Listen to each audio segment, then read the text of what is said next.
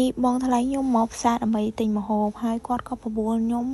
មកផ្សារដែរទៅណាមួយនៅកន្លែងការងារខ្ញុំរៀងតានីផងខ្ញុំក៏ឆ្លៀតមកដែរទៅនិយាយពីថាទូសាច់គេមានគ្រប់ទូតែម្ដងអញ្ចឹងបងអូនមកចង់បានសាច់មួយណានេះប្រាប់ខ្ញុំមកខ្ញុំទិញឲ្យបងថ្លៃខ្ញុំកំពុងតែដើររើសសាច់ចំណែកខ្ញុំកំពុងតែថតហើយគាត់បានខលទៅសួរប្អូនគាត់ថាយកសាច់អីខ្លះអីចឹងណាចំណែកខ្ញុំមកផ្សារថាមិនបានទិញអីទេដល់ពេលដើរមើលទៅឃើញម៉ាស្ការ៉ាគេបញ្ចុះតម្លៃអញ្ចឹងក៏ទិញមួយដើមនឹងគេទៅសង្ស័យតែចិត្តហួរឌីលេទេបានបញ្ចុះតម្លៃចឹងមើលមកហូបគេតាំងលក់ណាឡើងដូច buffet តែម្ដងនេះចង់បានសាច់ជ្រូកសាច់គោសាច់ត្រីអីនេះគ្រប់ម៉ាក់តែម្ដងនេះហើយនិយាយថាទូនំក៏តាមទូនំណាក៏ស្បូលរបស់ហូបដែរតែរបស់ខ្លះក៏មានតម្លៃថ្លៃរបស់ខ្លះក៏មានតម្លៃថោកអីចឹងណាដោយសារសម័យនេះដឹងស្រាប់ហើយអ្វីក៏ឡើងថ្លៃដែរខ្ញុំនេះឲ្យតែពេលថតងាកមើលឆ្វេងមើលស្ដាំតែម្ដងពួកខ្លះគេឃើញខ្មាស់គេ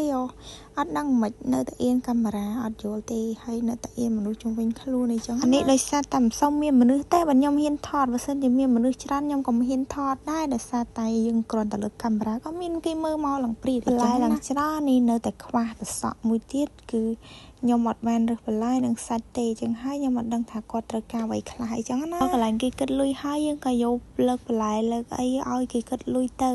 ហើយមកខ្ញុំនេះទនេទិញបានទេថតវីដេអូរហូត